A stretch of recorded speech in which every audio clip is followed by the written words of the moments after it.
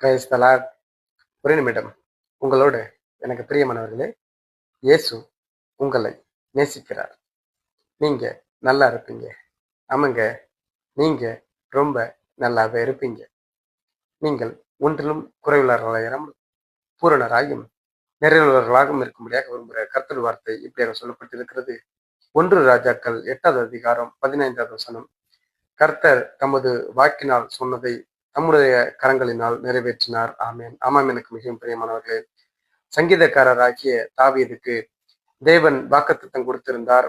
என் நாமத்தை மகிமைப்படுத்தும்படியாக உம்முடைய குமாரன் எனக்கு ஆலயத்தை கட்டுவான் என்று. அதே போல கட்டி முடிக்க கிருபை செய்தார். கர்த்தர் உங்களுக்கும் வாக்குத்தத்தம் கொடுத்திருக்கிறார். அதை நிறைவேற்ற அவர் வல்லவராயிருக்கிறார். ஆமாம், எனக்கு மிகவும் பிரியமானவர்களே, நிச்சயமாக உங்களுடைய வாழ்க்கையிலே கர்த்தர் சொன்ன வார்த்தை நிறைவேறும். நீங்க ரொம்ப நல்லா இருப்பீங்க. நீங்க வாழ்வீங்க. ஆமென்.